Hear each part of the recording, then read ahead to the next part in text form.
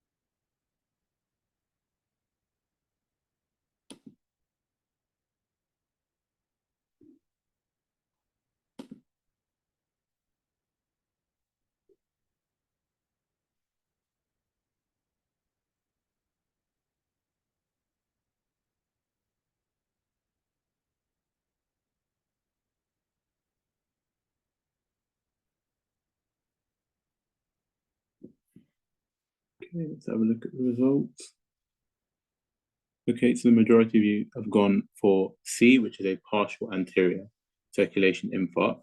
So the gist of this question is essentially getting at the difference between a total anterior and a partial anterior circulation infarct. So let's just go through that. So the way that we distinguish between them is using the Oxford-Bamford classification. And there are three main criteria: the presence of contralateral hemiparesis or hemiplegia, contralateral homonymous hemianopia, and higher cerebral or cortical dysfunction. That's normally related to aphasia or neglect, essentially. So this vignette is suggestive of an acute cerebrovascular event, and we know that the issues on the left side, the weakness and homonymous hemianopia, so it's going to be a right-sided event. So we can exclude the options which involve a left-sided artery. And so we're left with A or C. And if we look at the Oxford-Bamford classification, we know that this is a total anterior cerebral infarct. So I'll just go through that again in a moment with a diagram. So generally, strokes, we split them into ischemic and hemorrhagic. So the majority of strokes are ischemic, that's 85%, which is related to a clot, and the minority are, or an occlusion, whereas the minority are related to a rupture in one of the arteries, so a hemorrhage. And these are treated in different opposite ways, essentially. So risk factors for stroke. So both types of stroke do tend to have quite a bit of overlap in terms of risk factors for things such as generally metabolic vascular risk factors, hypertension, diabetes, smoking, high cholesterol will increase your risk of developing both, age, being a male, and a family history. AF is an important risk factor for your exams for ischemic stroke and also for real life. And for hemorrhagic stroke, the presence of being on anticoagulation therapy and using sympathomimetic drugs like cocaine can increase your risk of developing a hemorrhagic stroke. So it's important that you ask about these in your OSCE stations and history taking, and also look for these in questions. So in terms of the Oxford-Bamford classification, as we mentioned, this is mainly focusing on the left side. So those are the three criteria. If they are all met, then it's said to be a total anterior infarct. And if not all three of them, but two of them are met, it's said to be a partial anterior infarct. Or if there's some evidence of higher cerebral dysfunction alone, this is also said to be a partial. Any questions at this point, put them in the chat. So lacunar infarct was mentioned in the question as an option. The reason that's wrong here is it generally presents as a purely motor or purely sensory pattern. And this is also left-sided with some evidence of higher dysfunction. So this is not in keeping with the lacunar stroke. And then your posterior circulation, where your posterior cerebral artery is affected, this can give you things like cortical blindness, bilateral kind of motor deficits, cranial nerve palsies, and cerebellar dysfunction. Okay, any questions on that, please put them in the chat. If not, we'll move on to the next question.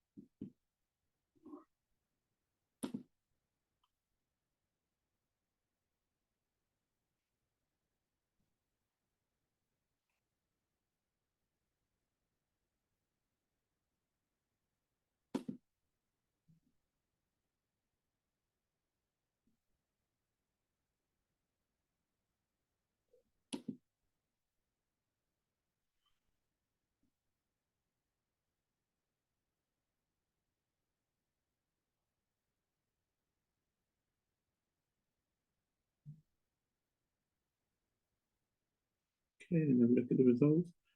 So the majority have gone for aspirin, some have gone for supportive management, some have gone for alteplase. Okay, so this vignette, similar to the previous one, is suggesting some sort of stroke. And we know when it happened, which is very useful, because we know that different treatments have different windows in which we're able to give them. Okay, so the key kind of crux that this question is getting at is the role of CT head in the acute stroke. So in an acute stroke, the main value and utility of CT head is in excluding a hemorrhage. Okay, so if a CT doesn't show a hemorrhage, we treat as an ischemic stroke. And if it does show a hemorrhage, we treat as a hemorrhagic stroke. Okay, so CT is not 100% looking at all the different kinds of ischemic strokes. So here we know the CT has a subcortical hyperdensity near the thalamus. So now an acute bleed, blood is bright, so it'll be hyperdense. So this is suggestive of a hemorrhage and a hemorrhagic stroke. Okay, that's why the correct answer here is supportive management and neurosurgical referral, because this is a hemorrhagic stroke. And we'll talk through the management of acute stroke, both ischemic and hemorrhagic, in a moment with the different options. Any questions on that, please put it in the chat. So these are some different kinds of bleeds. Does anyone want to maybe put in the chat what they think they are? Left. So what's the one on the far left? I think I can see the chat. Yeah, I can.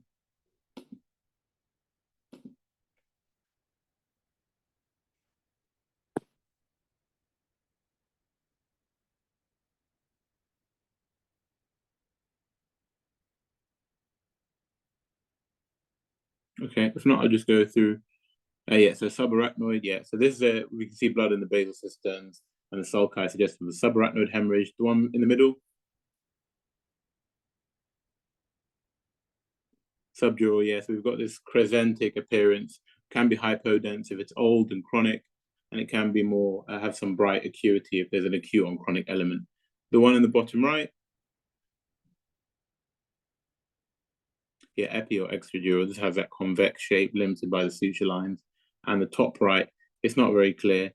Looking at, yes, the top right is basically an intracerebral hemorrhage in the thalamic basal ganglia area, basically. So acute management of stroke gave the game away. But the first thing is A to E. There's always a risk of, if there's a reduced consciousness with the stroke presentation, the airway might not be. The hyperdense collection description in the vignette, just to answer the question, suggests a hemorrhage. It's more in keeping with a hemorrhage. Then you can have hyperdensity, so you can have something like a hyperdense MCA sign, which is associated with ischemia. But that sort of description near the thalamus is more in keeping with an intracerebral hemorrhage. So basically, if CT head is normal and it doesn't show that kind of description, that would be what we would treat with it as an ischemic event. So A to E, first thing, airway might be compromised if there's reduced consciousness. So we always have to do A to E. There also can be some stroke mimics like hypoglycemia, etc., which we want to exclude. So yeah, so CTL is normal. We treat it as ischemic because we know it's not the best for looking for specifically, not the most sensitive. So in terms of windows, in the first 4.5 hours, in the absence of contraindications, they may be candidates for thrombolysis. Again, there are many contraindications for this. Some of them are listed down, but things like active cancer, recent surgery, really high blood pressure, low platelets, things like that, or trauma. Can't subcortical hyperdensity also represent a clot? I don't understand. So the description of the findings on the CT are more in keeping with a hemorrhage. So the CT findings can be in the region of a particular, in an ischemic event, you may get some hyperdensity depending on the distribution where the artery is. So if it's an MCA, as I mentioned, we can get hyperdense MCA sign. But the region of subcortical hyperdensity near the thalamus is not necessarily in keeping with a particular artery's distribution, i.e. ACA, MCA, or any of the smaller arteries. So it's more likely to be a hemorrhage. Sorry, what's the other question? Would you not give aspirin even if they present within 4.5 hours? Yeah, maybe I'll take the questions at the end. But yeah, so the first thing you do once you exclude a bleed is you give aspirin 300 milligrams, and then you can thrombolize with alteplase based on whether there are contraindications or not. If the CTL does support a bleed, then you can discuss it. You need to discuss it with neurosurgery quite urgently and think about blood pressure control. Now, with regards to blood pressure control, the reason why labetalol was not the correct answer is there are different studies that have shown that aggressive blood pressure control in the acute stroke instance is not, has not been shown to impact morbidity and mortality in a meaningful way. And we know that higher blood pressure is associated with higher cerebral perfusion because we know that cerebral perfusion pressure is determined by the mean arterial pressure minus intracranial pressure. So the higher the mean arterial pressure, the better the perfusion to the brain. So if we aggressively control the blood pressure too much, we might actually reduce the cerebral perfusion, which can be worse. So if the CT head is normal and they're outside of the window, then you carry on with 300 milligrams of aspirin and then 75 copy, as you would do. So there's a 6-hour window. So with regards to thrombectomy, they say there's a 6-hour window. This can be extended up to 24 in some cases when there's a large vessel thrombus on the CT. But that's generally based on imaging findings, and it's the minority of cases. Most cases of stroke will need ongoing rehab, ongoing PT/OT, and investigations as to why, what caused the stroke. So things like atrial fibrillation, was there carotid artery stenosis, etc. So in terms of chronic stroke management, then things like controlling hypertension is important because chronic hypertension can increase the risk of having another stroke, can increase the risk of having a hemorrhage, increase the risk of developing ACS, renal damage, CKD. So we obviously want to get on top of it. As we mentioned, so normally aspirin 75 milligrams for 2 weeks, and then that's aspirin 300 milligrams for 2 weeks, and then we switch to 75 milligrams copy. Or if there's atrial fibrillation, anticoagulate as per the CHA2DS2-VASc score and the HAS-B or Orbit scores. Again, lipid-lowering therapy, we want to look at statins. What's the recommended blood pressure for hemorrhagic stroke? Yeah, so generally only recommended to treat if it's more than 180 systolic, to bring it down, because then it's associated with higher risk of complications such as ACS and renal damage, etc. in the acute instance. So tobacco, yeah, obviously advise stopping smoking, sugar, screen for managed diabetes, and then surgery. So if there's different criteria, different vascular kind of societies have different cutoffs, but 70 to 90% is generally the accepted range for when patient should be referred for carotid endarterectomy. Okay, is the next question.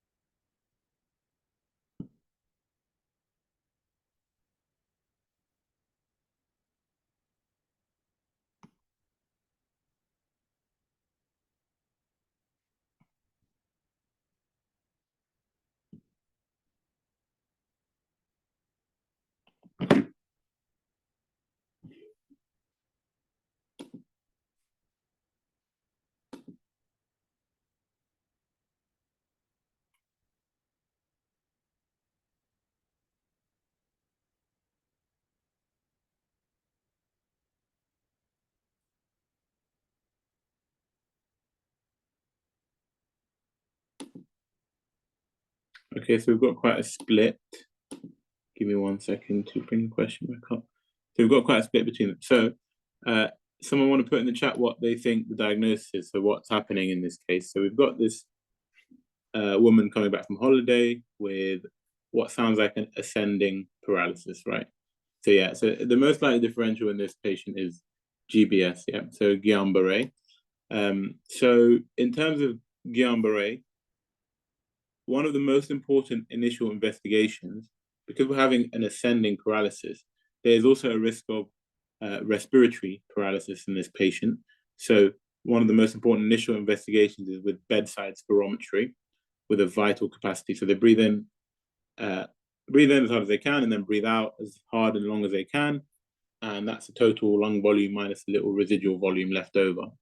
And that is basically supports whether or not there's some evidence of respiratory kind of paralysis. So this is very important.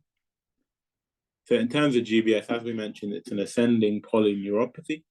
It's generally associated with chest or gastrointestinal infections a few weeks before, normally in the vignette or in the OSCE history. Most commonly Campylobacter and Mycoplasma.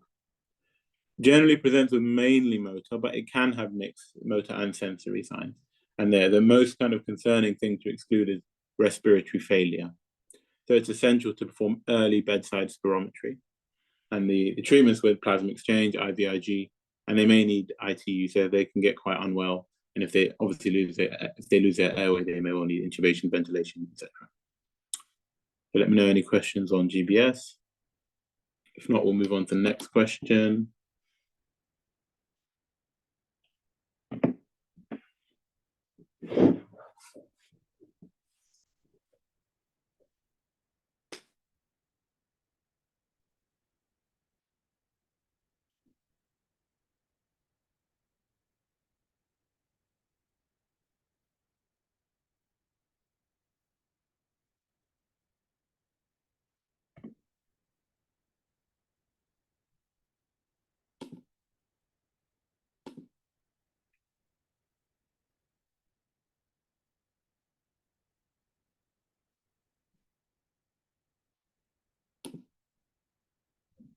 Right, so we've got a majority of you going for B, isoniazid toxicity, which is the correct answer.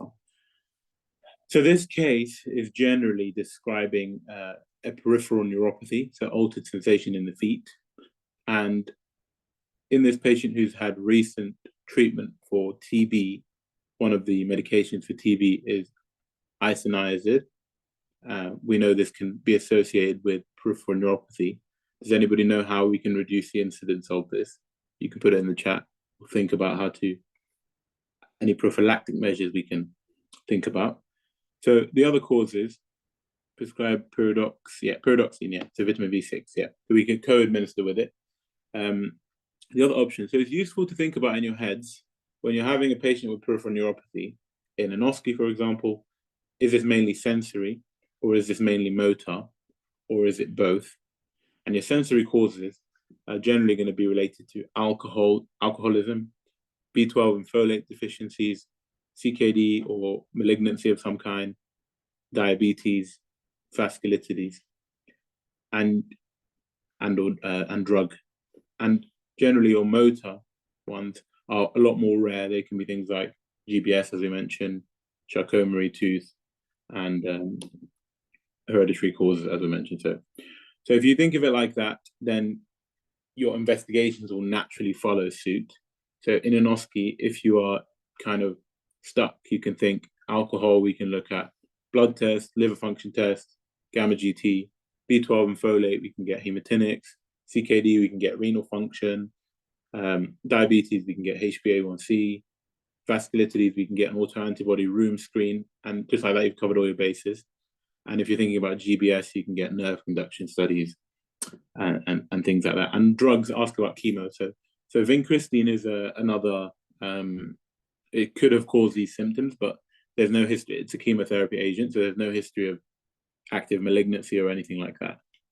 And we know MND, so MND characteristically doesn't cause any sensory signs because it's a motor deficit. GBS would have caused an ascending paralysis, as we mentioned. and diabetic neuropathy could have caused a predominantly sensory peripheral neuropathy, but we don't have any history of diabetes mentioned here, so this is much more likely to be isoniazid related. Any questions, please put them in the chat. So in terms of Romberg's test, a quick point. Romberg's test is used to test sensory loss, not cerebellar dysfunction. So it's positive if the patients are unstable with their eyes closed, and it's for sensory ataxia. We can start with the next question. Sorry. And you can increase the dose of pyridoxine when they actually develop. I had a patient on my ward who developed isoniazid neuropathy, and the ID registrar told me to increase the dose of pyridoxine and give it more frequently in the day.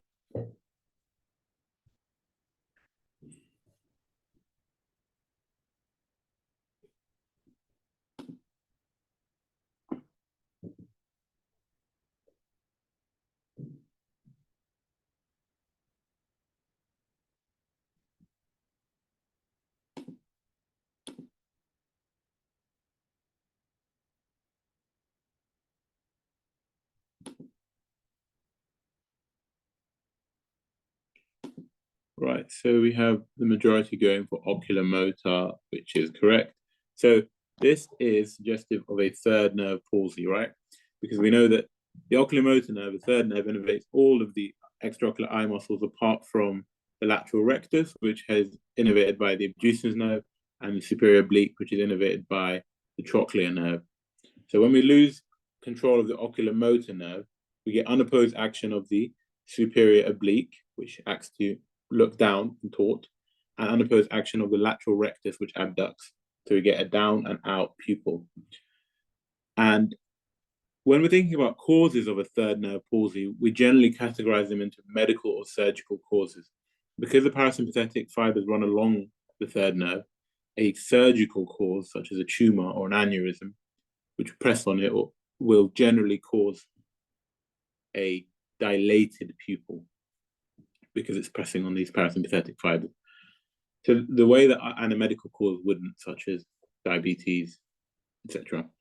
The way I used to remember it was that surgical causes, if you were to wake up in the middle of surgery, you would be in pain, so they might be painful, and you would have dilated pupils. So surgical causes generally might be painful with dilated pupils.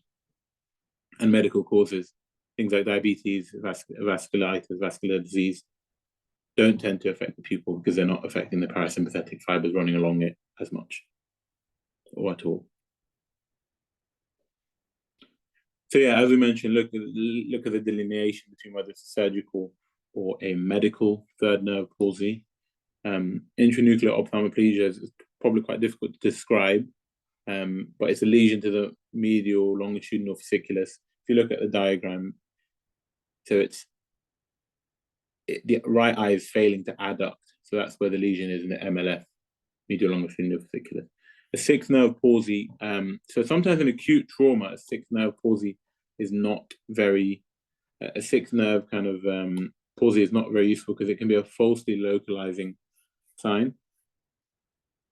So because the sixth nerve runs a sort of long-winded intracranial course, it can be compressed due to intracranial pressure being raised, and so it doesn't necessarily allow you to localize the lesion as much as you might want to. And if there's obviously increased ICP, there's a risk of herniation, which can be fatal. So fourth nerve palsy is generally traumatic. It's important to think about Horner's as well, which generally presents with meiosis, ptosis, and hydrosis, which is where you have a disruption of the sympathetic supply, where you get unopposed parasympathetic action, essentially. And these are generally caused by things like Pancoast tumors. An important thing to mention is the causes of a painful Horner's syndrome. If this comes up in your exam, it's generally a carotid artery dissection, which can cause a painful Horner's syndrome.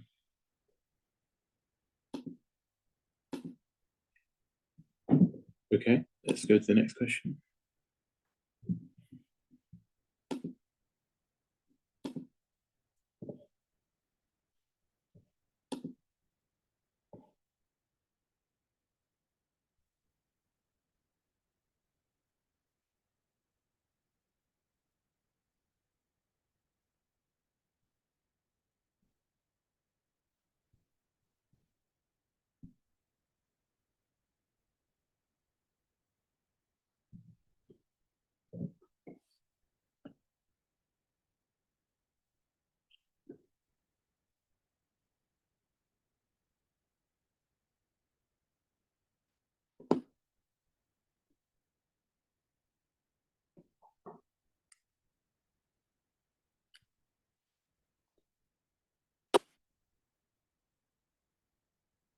So we've got a decent split between acute stroke and Bell's palsy. So the vignette is essentially describing a facial nerve palsy, so palsy of the seventh cranial nerve. And the crux of the question is whether we need to elucidate whether that's a upper motor neuron lesion, i.e. a stroke, or a lower motor neuron lesion, i.e. a Bell's palsy. And does anyone know how we distinguish between them?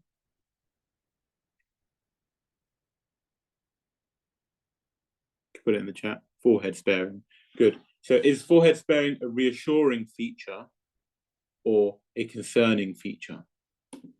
I think somebody said. So UMN spares the forehead. Yeah, exactly. So forehead sparing is a concerning feature, exactly. Because if it was a lower motor neuron lesion, a Bell's palsy, you would expect the involvement of the entire facial muscles. But because the occipitofrontalis muscle has supply from both sides of the brain, on each side, you get sparing of the forehead when there's an upper motor neuron lesion because you've still got some innervation. So when you examine a facial droop and there's forehead sparing, this is concerning of a stroke, a central UMN cause, which needs to be investigated in the way that the stroke needs to be investigated and worked up, like we mentioned. So CT head, etc., as we mentioned. You wouldn't get anhydrosis in all cases of Horner's. You might not get it in some cases, yeah. I don't think it's as common as some of the other signs, but you can check that. Okay, so yeah, so seventh nerve palsy, as we mentioned, UMN is forehead sparing, as you guys identified. Causes of UMN would include stroke, multiple sclerosis. And so if somebody does have a facial nerve palsy without forehead sparing, what's the first thing you want to do while you're examining them?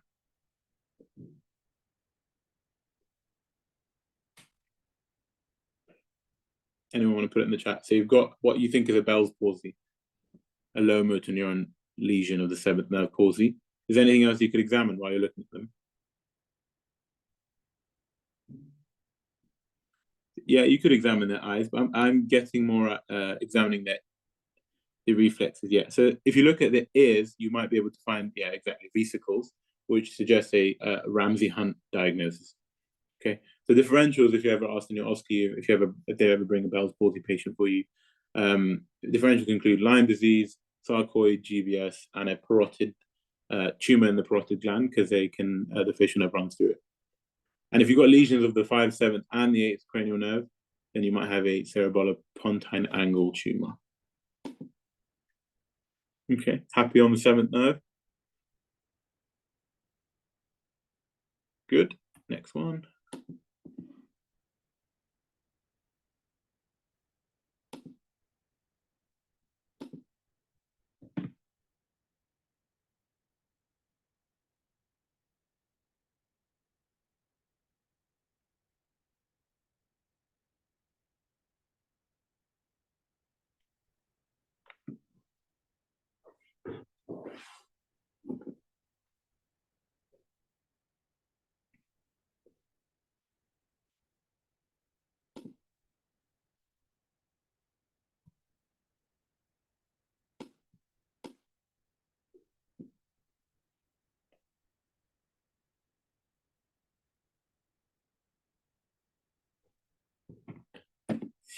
Okay, so we've got everybody going for levodopa. Good. So what do we think the diagnosis is in this case?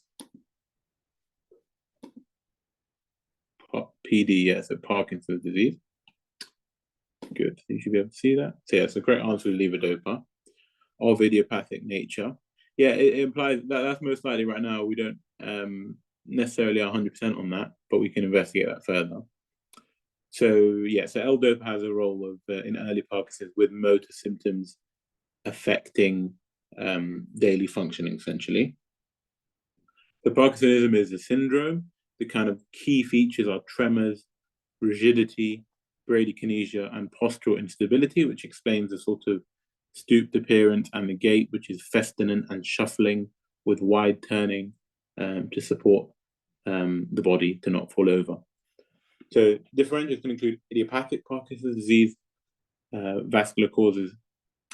Sorry, the differentials for Parkinsonism between Parkinson's disease, vascular causes, drug-induced Parkinsonism, and Parkinson's plus syndrome.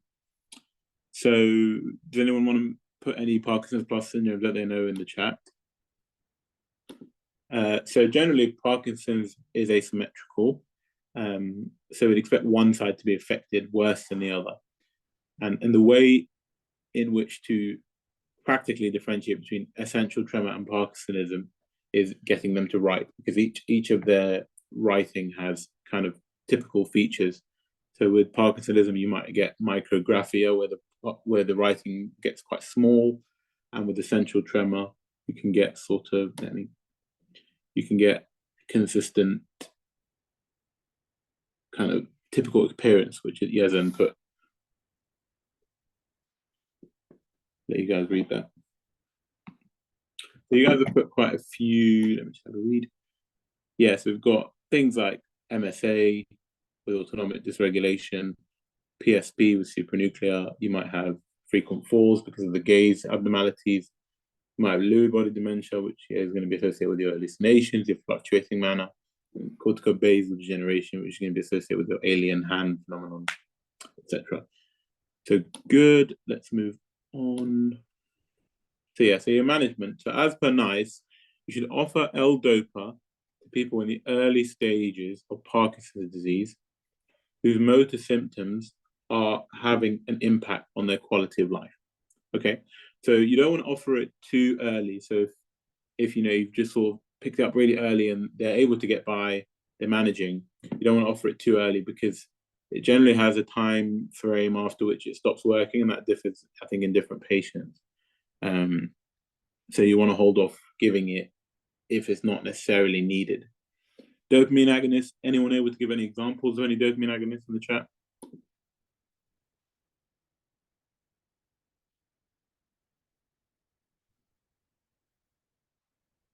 Ropinirole, good. So what's one of the major practical issues with the dopamine agonist? Yeah, pramipexole as well, yeah. Yeah, exactly. So impulse control disorder is a big issue. It can cause real difficulties with, financial disinhibition. So it can be quite difficult for families as well. So in terms of Parkinson's plus, just something I forgot to mention, things that can suggest a Parkinson's plus diagnosis would be poor response to L-DOPA, having an early sort of falls and dementia aspect, because that would be more in keeping with maybe, if you have gaze abnormalities, that's more in keeping with like being likely to be a frequent faller, and early dementia is more likely to be a dementia with Lewy body diagnosis and any pyramidal or cerebellar signs. Okay, so yeah, MAO inhibitors, seleginine, and deep brain stimulation, which probably you guys don't need to know a lot about for your finals. But in terms of completing your examination, if you get a Parkinson's patient, which is one of the most common finals OSCE patients for neurology, you'd want to offer a lying and standing blood pressure to look for autonomic dysfunction. You'd want to do a cerebellar examination. You'd want to look at the patient's writing, so look at maybe get them to draw a spiral as well, look for micrographia. You'd want to check the drug chart for drug-induced causes, which might be more likely to be bilateral. And you'd want to generally just do a full neurological exam. Okay, any questions on Parkinsonism? I'm just checking the chat. Yeah, nothing. Okay, your next topic.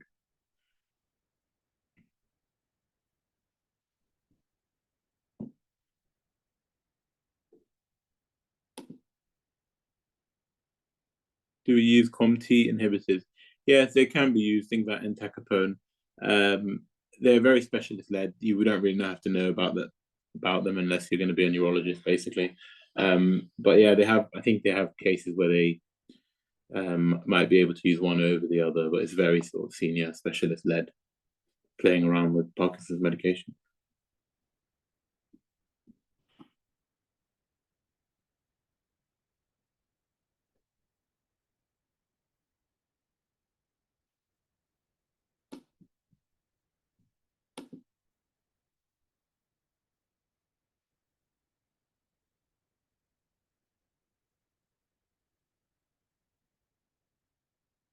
Okay, so we've got the majority going for C, with some going for E as well. So what diagnosis do we think this vignette is getting at? We've got somebody saying MS. Sorry, I'm going between two screens. That's why I'm looking to the side. MS. Yeah, so this is just the MS, all right? And to diagnose MS, we need to use what are called the McDonald criteria, which need lesions disseminated in space and time, okay?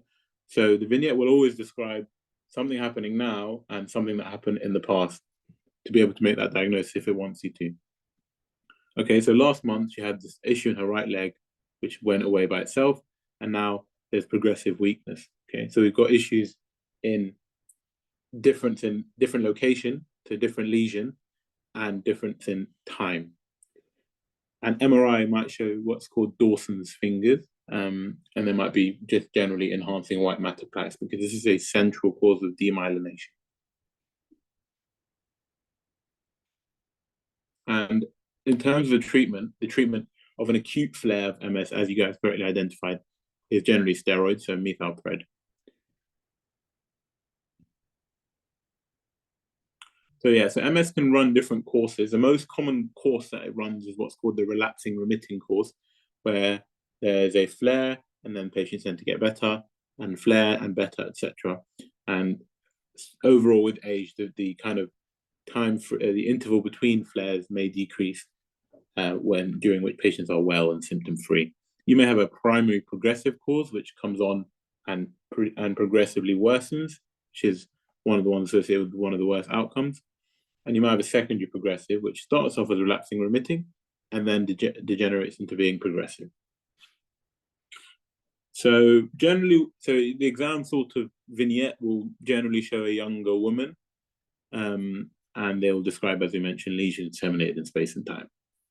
So they're always going to be UMN because it's a central demyelination as opposed to a peripheral demyelinating disorder, which we already talked about earlier. The typical presentation, so one of the most typical presentations will be an optic neuritis, which is loss of central vision, painful eye movements, loss of color vision delineation as well. Maybe sensory loss of patches of altered sensation, intranuclear ophthalmoplegia, which we mentioned, which is a lesion in the medial longitudinal fasciculus, spastic periparesis, which are probably less common, and cerebellar ataxia. So yeah, we need the MRI and we do the CSF to look for oligoclonal bands, which can be helpful.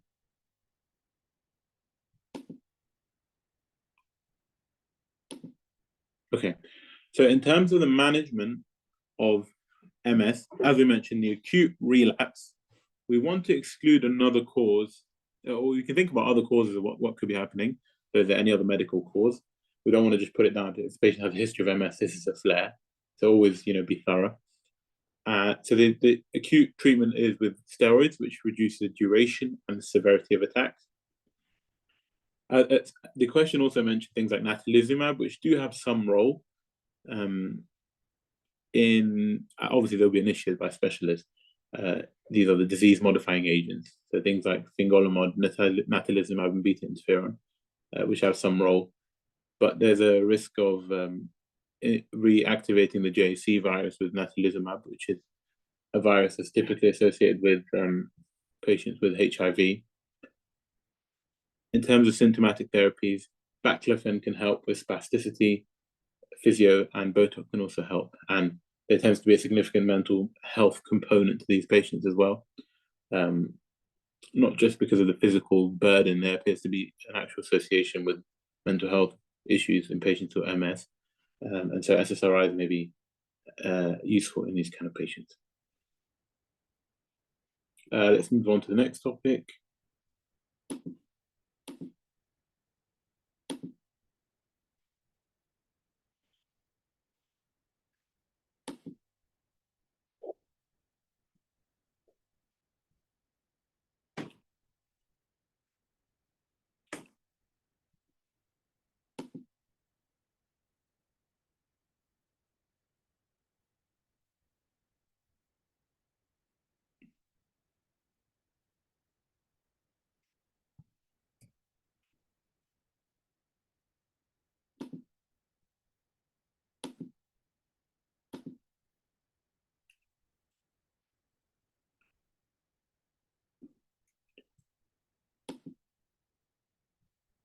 Sorry, give me 1 second.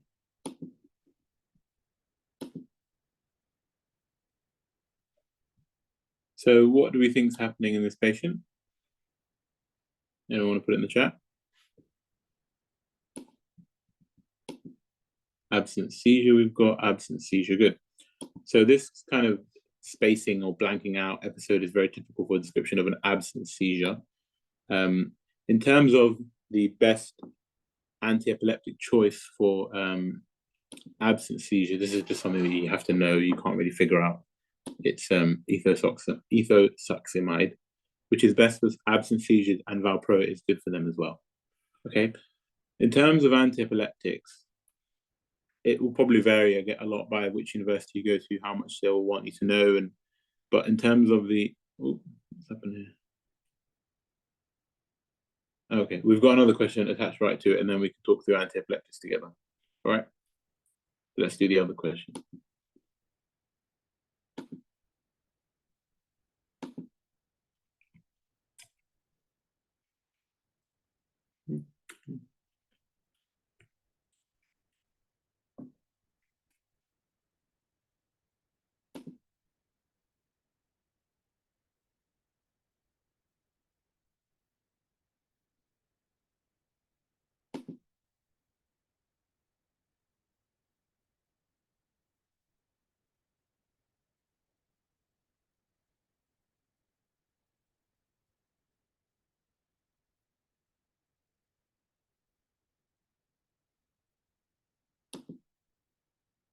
Okay, so we've got everybody going for, looks like epilepsy, which is a correct answer. So what do we think's happened in this case? Oops, just gave it away. What do you think happened in this case?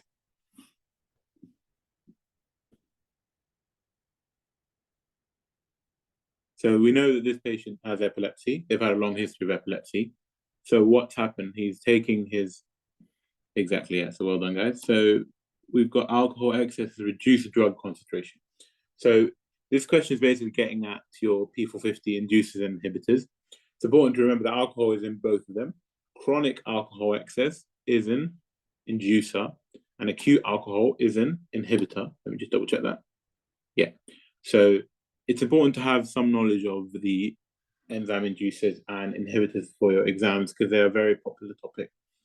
So this man has had heavy alcohol use, and that's induced his P450, and so the valproate is less effective, and so his seizures are not being adequately controlled, and so he's presented in status epilepticus because of that. Okay, so what's the first line treatment for this patient if you saw them in A&E?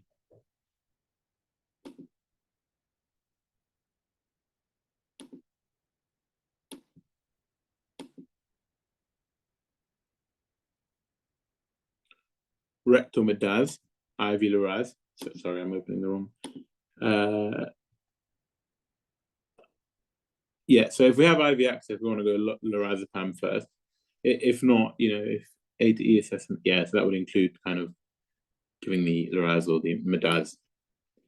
So, right, so seizures, we generally group them into focal or generalized. So complexes if there's a loss of consciousness, and a focal, although there is some kind of, I think there's a movement away from this terminology possibly, but secondary generalized is when it's gone from focal to generalized. So generalized can be absent, tonic-clonic, myoclonic, or atonic, and the anti-epileptic of choice is dictated by what the most common kinds of seizure the patient has are.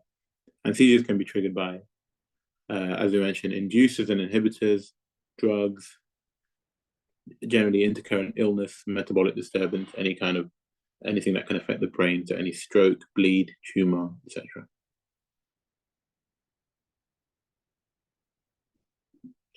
So rules of thumb for epilepsy: lamotrigine and levetiracetam and valproate are good for all seizure types. So avoid valproate in women of childbearing age because it's teratogenic.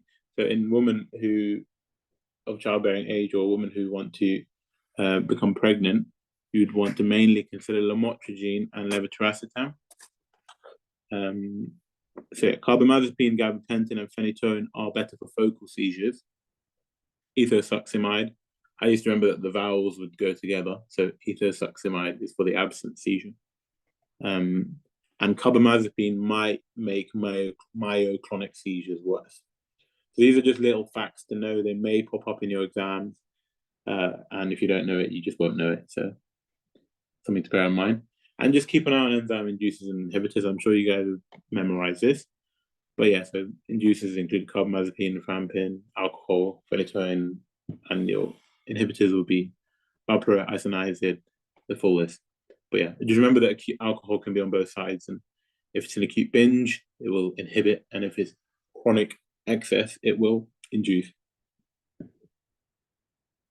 Okay. Let's move on. Okay, so we mentioned the treatment. So the first thing we want to do, A to E, as we mentioned, secure the airway. So what would you use to secure the airway if you have a patient in status, you've been bleeped overnight for a patient seizing? What would you use to secure the airway?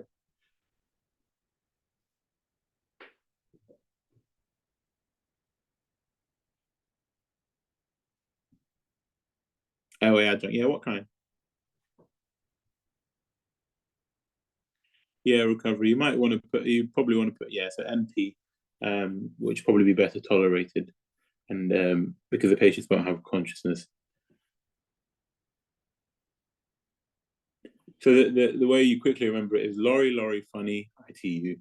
So 4 milligram Loraz after you do your initial assessment, and always have a timer on. If you have it if you go to any kind of seizure bleeps, always have a timer on, because the guideline changes quite frequently. But there's a time frame between after you give the first dose, wait, I think it's 10 minutes or so, and then you give the second dose, and you just check the local guidelines on that, and then you start the phenytoin infusion.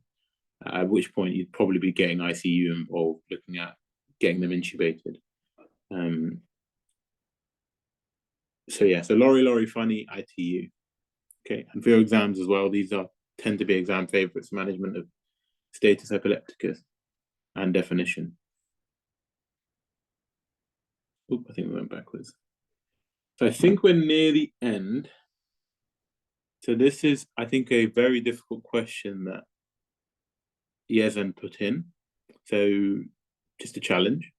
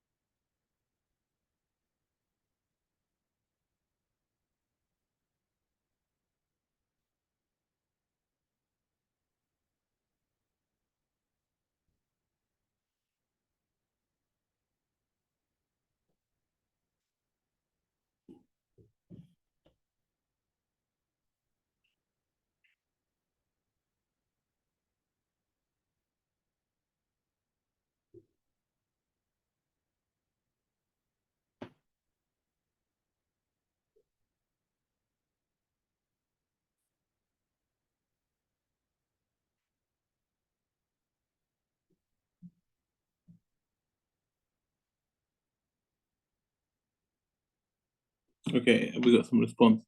Okay, so we've got quite a good mix. We've got some going for optic disc, some going for Romberg's, some going for, the majority going for wasting of small hand muscles, and some going for intranuclear ophthalmoplegia. Good, so, okay, so let's talk about this question. So we have leg weakness, okay, and we have absent ankle reflexes with present knee reflexes, okay, and reduced power. So we have some lower motor neuron signs, right, which are loss of power, less prominent reflexes. We also have upgoing planters, which is an upper motor neuron sign, right? So we essentially have mixed upper and lower motor neuron signs. And this can be caused by a few things, but the most common cause by far is, does anyone know it, or in exam land, is when you're having a mixed motor neuron picture. Yeah, so motor neuron disease generally, yeah. So yeah, it can be by subacute combined generation of the cord as well. So in terms of the options, so yeah, Romberg sign, we might expect that in more likely in MS, optic neuritis. And we know motor neuron disease these have been moved down. So the optic neuritis would suggest a pale optic disc, or a pale optic disc would suggest an optic neuritis, and this would be more in keeping with MS. Romberg sign, as we mentioned, it would be a sensory, which would not be affected in motor neuron disease. Postural hypertension would be suggestive of some sort of autonomic dysfunction. Okay. Internuclear ophthalmoplegia, as we mentioned, the eyes are classically spared in motor neuron disease. So the answer is wasting of small hand muscles by elimination, if you didn't know it. So just remember that motor neuron disease spares the eyes and the sensation and causes a mixed motor neuron signs. Does that make sense? Just check the chat. Yeah, and the memory aid that Yezan's put in is Fred's tabby cat seeks mice, which is causes of mixed motor neuron signs include Friedreich's ataxia, motor neuron spares eyes and sensory because it's purely motor, cervical spondylopathy, syringomyelia, and MND. But yeah, for your exams, it's most likely, because those are more rare, most likely going to be getting at an MND picture, and the age of that would also, and the age of onset would also give away, because some of those I think are inherited, possibly, or STI related, etc. Okay. So I think this is just something to refer back to in terms of your top 3 differentials. We don't necessarily need to go through each column or row, but if your patient is presenting in one of these ways in your OSCE, think about these sorts of differentials, okay? And it'll be generally a chronic stable patients that will come in. So it might be your patients with a long-standing visual field defect, your Parkinson's patients, might be motor neuron disease, might be MS patients. So a lot of neurological patients are chronic and stable. So it's really important that you can do a good neuro exam and generate a sensible differential. Okay, let me have a look at some of these questions.